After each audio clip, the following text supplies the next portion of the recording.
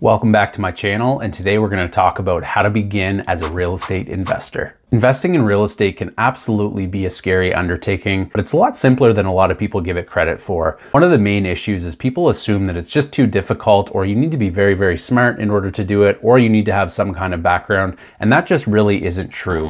The beauty of real estate investing is that it really comes down to numbers. I'm going to be discussing 5 easy steps to take towards becoming a beginner real estate investor. Make sure to stay till the end because number 5 may surprise you. I'm also going to be sharing my personal experience with the first couple of properties that I purchased that got me started in real estate investing. Now, your very first step is going to be doing research. This is important for anything that you're going to be undertaking, but the beauty of real estate investing is so many people have already done it. You don't need to reinvent the wheel. Go and read some blogs, watch YouTube videos like this one. You're already on a great step, and listen to some podcasts. There's tons of great information out there. I'm from Canada, but Bigger Pockets is one of the best resources out there. They are American based, but nonetheless, there's a huge forum there. There's tons of calculators. There's tons of great free tools, and you can even sign up to a pro subscription and get access to a whole host of other things. So I definitely recommend starting there as they are somewhat of the leader in investing. So while doing all this research, you're going to find that a lot of people out there have laid out the steps to take, including this video that you're watching right now, to ensure that you get set up the best way possible. Now, the next step after this, step number 2,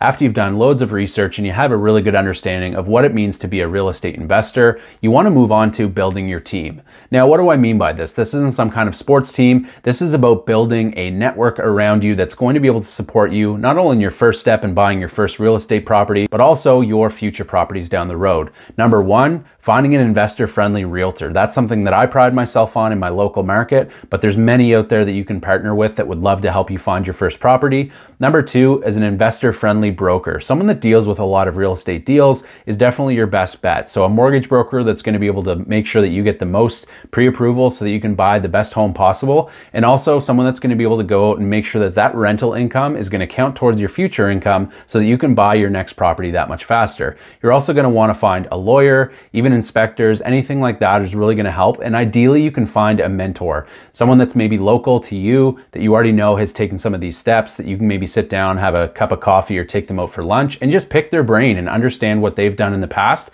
and help you get set up on your first steps. Now, I mentioned working with the mortgage broker. That's a really important first step, is getting pre-approved for your first property. So this is going to give you a ballpark range that you're going to be able to figure out how much house you can afford and what your first steps are going to look like.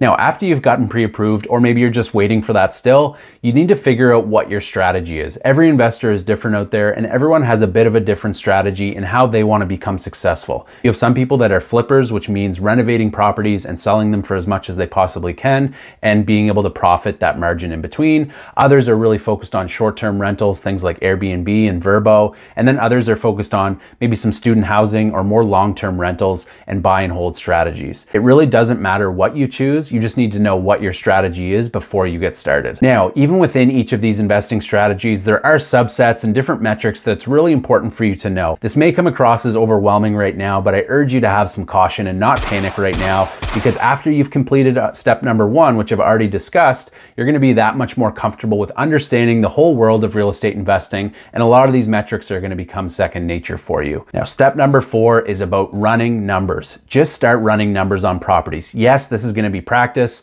so I apologize to AI, but we're going to talk about practice. We're talking about practice. Now, this means choosing out homes and picking out different properties that maybe interest you and just run numbers on them. See what would work, think how much you could rent them for. What if you're going to renovate them? How much would it be worth? That's called ARV, or after repair value. There's so many different things you can learn by doing this process. You don't want to start running these numbers on the first property that you're considering to buy because you don't have that practical knowledge ahead of time. Again, this is where a mentor may come into place. You can show them the stats and the research that you've done and see if you're in line with what you can expect moving forward in the future when you actually decide to pull the trigger and buy your very first real estate investment property. There are a ton of free tools out there already, like spreadsheets, calculators that make it really easy for you. This isn't something where you need to go out and get a graphing calculator and start plugging in a bunch of numbers. It's really a plug and play, and there's many free tools out there. If you are interested in this and you need a spreadsheet, I'd be happy to send you the one that I use, or I'll link it down below in the bio. As I talked about in the intro, step number 5 may surprise you.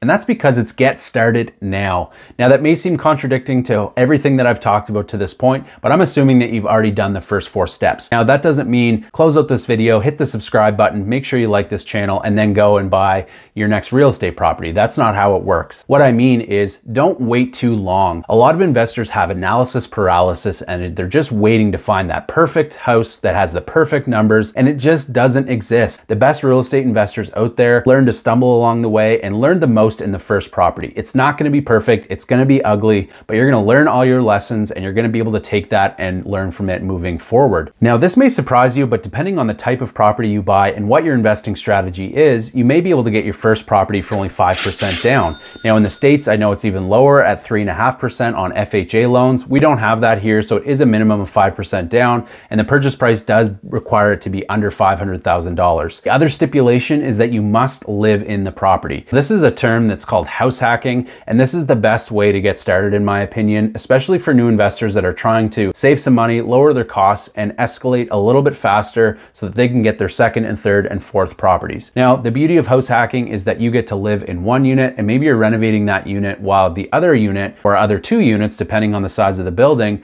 are helping you pay off your mortgage or your expenses. Now, some of these situations you may even be able to cash flow without the property you're living in being rented, but the whole purpose of this is so that you can renovate the property that you're living in, ideally the worst one, because that's going to give you the best return.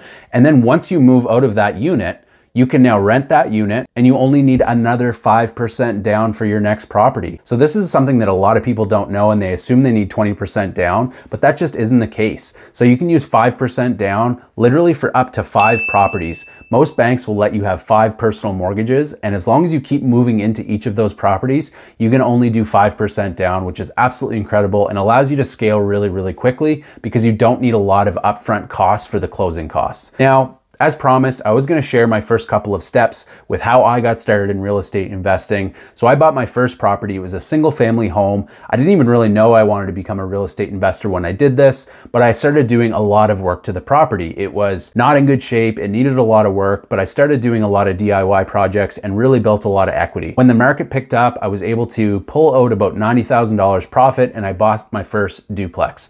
Now, this is a 2-unit building, hence duplex. Now, this is an over-under set of flats, and I house hacked it. So that meant my wife and I moved into the worst unit possible, and we renovated it mostly before we moved in, but even once we were living there, we were doing a number of different renovations. And then we were able to move out, rent that for market rent, and buy another property using the equity that we gained in that house. Now, we bought it for $350,000. It appraised for $500,000, and we were able to pull out the difference at 80% loan to value. Now, the beauty of that is you can take that money and put it into your next property. And we bought another property that also has another unit in it. And yes, we are living in this new property, meaning we only needed 5% down. So there are a number of different ways you can obviously go out and invest in real estate, but the first step is getting educated, and you're doing just that right now. So I hope you found this video helpful. Please hit the subscribe button, make sure to hit the like button and the bell notification to make sure that you get updated anytime I release new content. I am planning on being here for a long time, so even though I'm just getting started, you can expect more content like this to help you out with investing, real estate knowledge, and any DIY projects you may have.